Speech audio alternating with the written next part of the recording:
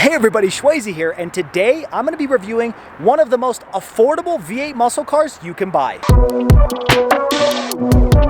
Now before we get started, I do want to extend a huge thank you to Jerry Seiner Chevrolet of downtown Salt Lake City for giving me the opportunity to review this vehicle for you all today. If you guys are in the market for a new or used vehicle, make sure you reach out to them and let them know that SchwayZ sent you. I'm going to put their information down in the description below. Okay, so the Camaro LT1. It's not the 1SS, it's not the 2LT, it's called the LT1 and it sits in between those two. And full disclosure, I didn't actually know this trim level existed. I thought 1SS was the lowest trim level where you can get that big 6.2 liter V8. But no, this is actually the lowest trim level you can get with that V8. And this is the cheapest V8 American muscle car you can buy. It's cheaper than the Ford GT, it's cheaper than the Dodge Challenger RT. And for those of you wanting to find an affordable V8 muscle car, this is your answer. Now, unfortunately, this is the last model year, 2024. 2025, they're canceling the Camaro, and who knows if they'll bring it back or how they'll bring it back because it may be an electric vehicle. But starting off with the quick exterior walk around, this is the typical Camaro. They actually updated in 2019 and then they updated again in 2020. Now, I will say when the refresh came out in 2019, I didn't really like it. I preferred it before the refresh, but it's kind of grown on me. And I think the small changes they made in 2020 made it look a little bit better. You got these cool taillights in the back, very typical Camaro styling. Then you've got the dual exhaust ports back here as well. Now, in case you're wondering what this color is, it's called Nitro Yellow Metallic, and I really like it. It really matches the exterior styling. You got the LT1 badge over here on the side, and coming up front, this actually has the same styling you'd find on the V6 Camaro. So that's why this one is a little bit less expensive than the SS, because its styling is a little bit different. And then also some of the performance packages are a little bit different as well. Now, you've got LED daytime running lights, but it's not quite the same as you find on some of the SS trim levels where it goes into the grille. The front grille also looks very kind of plain. It doesn't look as aggressive or as dramatic as the SS, but you're also not paying that price. And we'll talk about pricing here in just a few moments. But then you have this heat extractor over here on the hood, big bulge in the middle. It's very, very classic Camaro styling, and I think it looks really good. Now, under this massive hood, you still have that same glorious 6.2 liter naturally aspirated V8 that produces 455 horsepower and 455 pound-feet of torque. Now, it's made it to a 10-speed automatic transmission, and this thing will do 0 to 60 in the low 4s. Some people are even getting 3.9 seconds 0 to 60. So wicked quick. And part of the reason this vehicle can do that is because it's so light. It's actually the lightest of the three American muscle cars. This thing comes in just around 3,700 pounds. Now, similar to the SS, you do still get a limited slip rear differential, but the difference is you don't necessarily have the same sport tune suspension that you get on the SS, but you still get 4-piston Brembo brakes up front. You just don't get Brembos in the rear. You also get skinnier 245 wide tires in the back instead of the 275s that you get on the SS. The other thing that you don't get is you don't have a rear differential cooler. You also don't have a transmission oil cooler.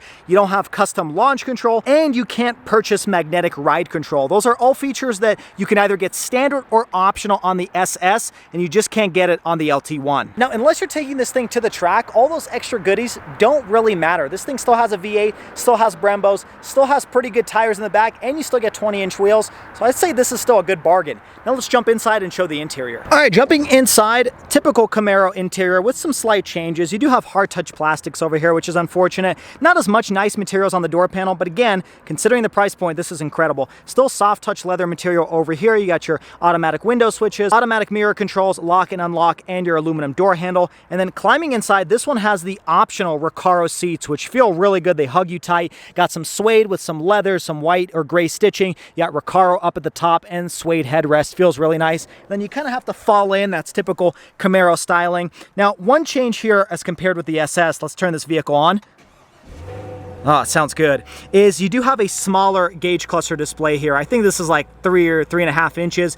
You can get an 8-inch as standard on the SS, but nonetheless, you still have pretty good looking gauges on the left and the right hand side. You got your top gauges for your oil temperature and your gas, and the steering wheel is still leather wrapped. It does have a flat bottom to it. On the left hand side is your cruise control settings. You do still have regular cruise control, and then on the right hand side is how you control this gauge cluster display. Now, nothing fancy here, but again, this is a muscle car. It's not meant for that. Now, to the left of the steering wheel, you got your typical Camaro air vent. You got your button over here to regulate the brightness of the screen. And then up top, this is mostly hard touch plastics over here. But again, who cares? This is an affordable muscle car. Moving towards the center, the one downside here is you don't get the 8-inch as standard. This is actually a 7-inch touchscreen. It's the same software. It's kind of the older Chevy software, not the same new stuff that they use in a lot of the newer vehicles, but there's nothing wrong with it. It works really quick. You still have wireless Apple CarPlay, wireless Android Auto, Bluetooth audio, works perfectly fine. There's no fancy ambient lighting like you find in the larger touchscreen, but it's still pretty nice nonetheless. You've got a quick acting home button as well. You got your seek and track buttons, your phone controls, and then down here are your physical buttons for your climate control. You still have a digital readout for your climate control, which is really nice. You regulate it using this switch. And then on the passenger side is your fan speed, which you can regulate with the vent located down here. I love the way these vents look. One of my favorite features of the Camaro. Got your hazards here, 10-speed automatic transmission. You got your different driving modes. You can actually cycle through touring, sport, and snow and ice. Then you got your traction control off button, your electronic parking brake, soft touch material over here on the center armrest, and a very small arm compartment, but that's typical Camaro stuff. Still got nice leather touch surfaces over here on the passenger side, which is nice, and this one comes with the optional sunroof. Now, in terms of back seats, well, it's probably best not to discuss them because there's really no back seat. I mean, it's kind of a facade. There's really no legroom back there, not really any air vents, and this is a hard touch material, so it's not going to be comfortable sitting back here. There's no wireless charging pad over here like you find on some of the other trim levels. And then the trunk is also pretty small compared to the competition, although it's actually not that bad, but the entrance is kind of small. So this is a very big lip on the left and the right hand side, so it's going to be hard to put objects in here. But once you put them in here, it's actually quite deep, and you could probably fit quite a few items over here. And then there's nothing really located underneath the trunk. It's just a bunch of styrofoam. Hey everyone, I want to tell you about Octane Coffee Company. It is the car-themed coffee company with a variety of different roasts paired with iconic names. You've got Big Block, Race Gas, The Goat. It's perfect for early morning cars and coffee or cruises down the canyon. It is the coffee for all car enthusiasts. Pick up your bag at OctaneCoffeeCompany.com, link is down below, and get 10% off your first order using promo code Octane10. Now back to the video. Okay, now let's get behind the wheel and drive this thing. Oh, I love the sound of that V8.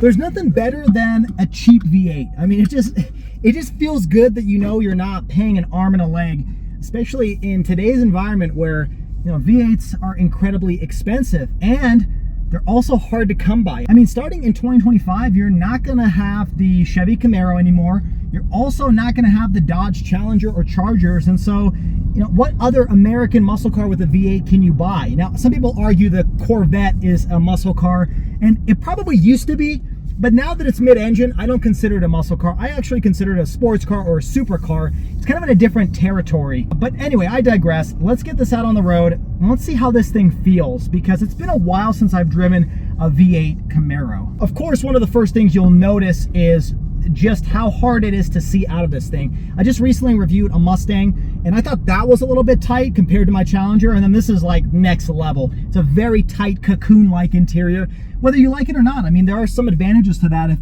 feels more like this thing kind of wraps around you. It feels kind of like a glove versus something like the Challenger that's all big. But oh wow, there's the window sticker. Wow, this thing has a lot of torque. It's more powerful than I remember this thing being, and that wasn't even full throttle and also not in sport mode. Wow, and it sounds good too. Obviously, I'm not going to push it real hard. It's a brand new car. I don't want to, you know, ruin the braking period, but this thing is fun to drive. Man, this thing makes you want to go get like a cheap V8 muscle car. I mean, get this with a 6-speed manual and it's going to be even more fun. But I gotta say, the automatic is great. I mean, it shifts really quick. You've also got paddle shifters here. And then going over these train tracks, let's see how it feels. Honestly, not terrible. I expected it to be worse. Now, this doesn't have the same 1SS type of sporty suspension. This just has the regular one, but I don't think you need it, to be honest. Like, let's take this corner here. Yeah, it sticks to the road just fine. Better than my Challenger for sure. I like it. I like this thing. Honestly, if you have like 40 grand to spend and you don't want to get a typical 4-cylinder turbocharger or even a V6, this is the one to get. I mean, now gas prices are probably going to be what hits you because you're going to go through a lot of gas. But then again, at 20 mpg combined, this is the best of both worlds. You almost have V6 type of fuel efficiency, but you get the power of a V8. I'm gonna actually switch it into sport mode, see if that makes a big difference. Okay. Yeah, this is awesome. And that was not pedal to the floor, mind you. Also, I feel like it puts the power down really well, even though this has the skinnier 245s in the back. I don't know if you need 275s, and you can always get that in the aftermarket. It's really not that hard to do. You know, some of the things here that maybe are lacking, like the 8-inch touchscreen and maybe the larger gauge cluster, it's all forgivable given the price. I mean, go out and buy one today, because the days of buying a cheap V8 are coming to an end. They're just not going to be making them anymore. And chances are the next Camaro that comes out is probably going to be all electric. That seems to be the direction GM and Chevy is going. So this is your last chance to have a really good sounding V8, and you can build it up too. I mean, a lot of people tune these engines, they add exhaust to it. And so this is like the perfect starter kit for a very powerful muscle car. And it's already very powerful, 455 horsepower. I mean, you're paying less than $100 per horsepower on this thing. Let's do one last pull here. Yeah, this thing is fun. I like it. Okay, now unfortunately my camera battery died before I was able to finish off the video at the dealership, but I did want to finish it off with pricing, because the Camaro LT1 starts at only $38,800. The one that I reviewed in today's video was around $45,000 because it had a few extra features like the Recaro seats. That is an extremely low price for a V8 American muscle car. I do hope you guys enjoyed today's video. If you did, make sure you hit that like button and subscribe to the channel for all the weekly videos. Also check me out on all the social media at SchwayZ_. Until next time, everybody, I hope you stay SchwayZ, stay healthy, have a wonderful day.